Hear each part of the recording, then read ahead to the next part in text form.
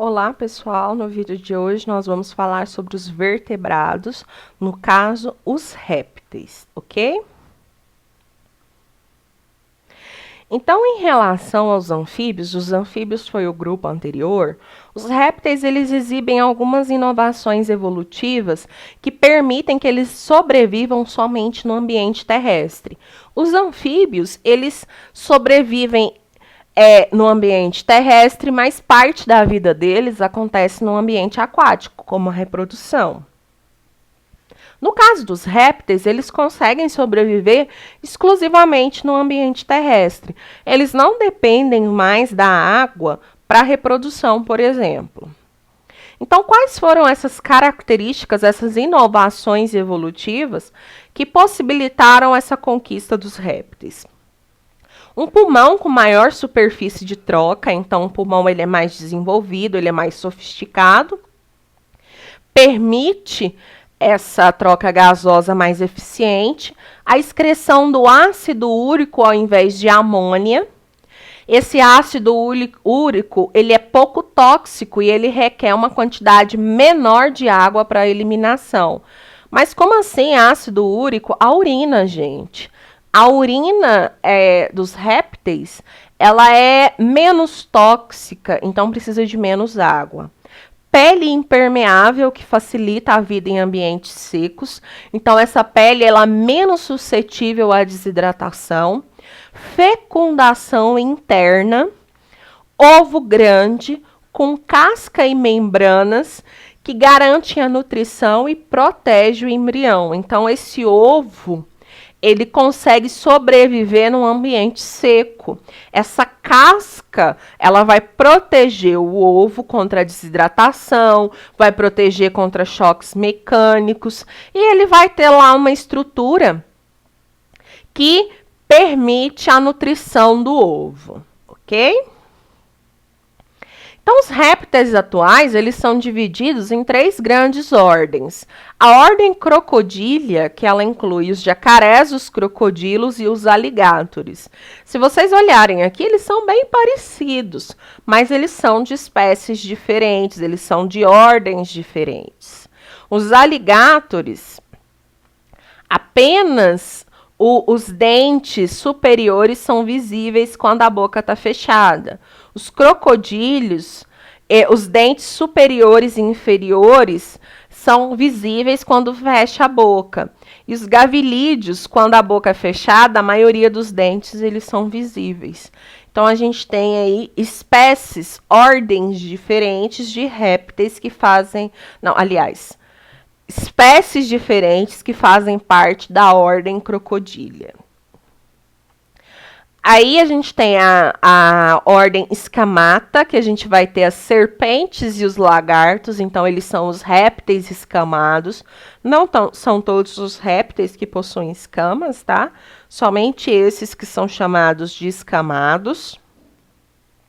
E a ordem Celonae, que a gente vai ter as tartarugas, os cágados e os jabutis. Quais que são as diferenças entre eles?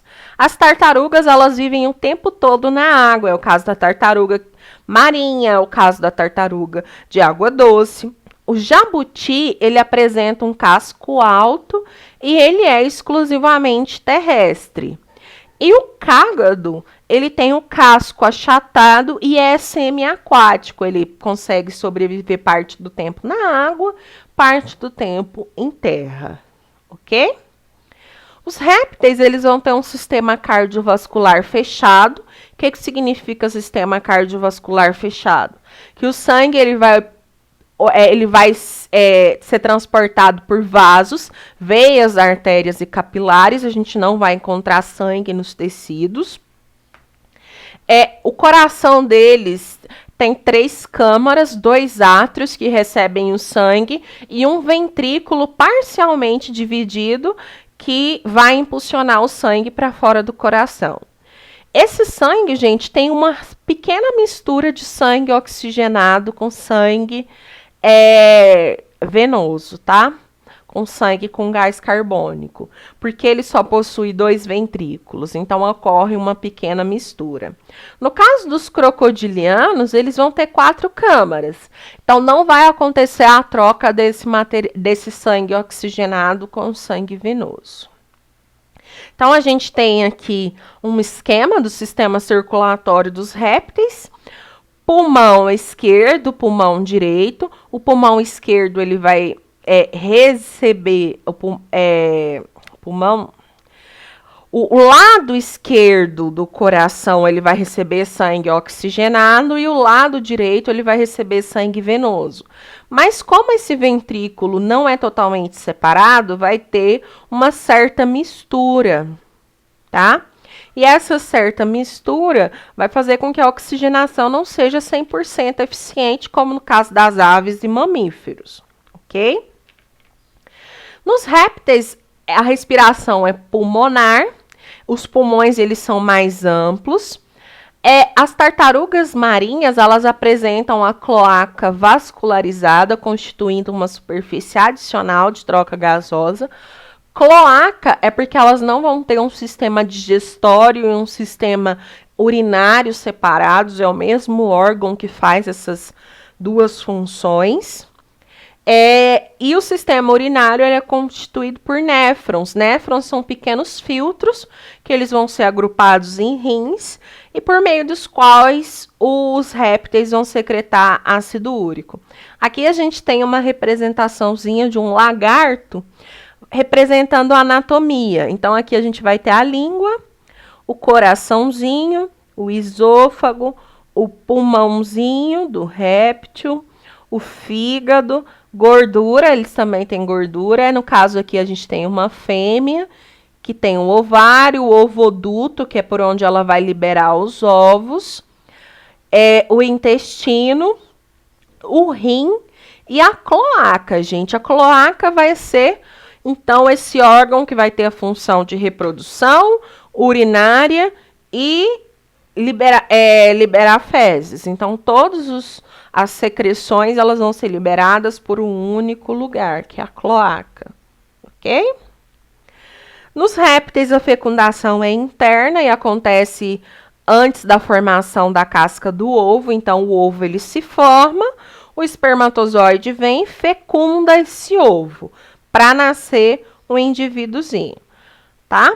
A fecundação não depende da água, então os répteis eles conseguem se reproduzir em ambiente seco. Os embriões ele têm um desenvolvimento direto, quer dizer que não passa pelo estágio larval, e o indivíduo ele sai semelhante ao adulto e já é capaz de se alimentar sozinho, tá? Pessoal, eu espero que vocês tenham compreendido. Caso tenha alguma dúvida, possam me procurar. E até a próxima semana. Bons estudos!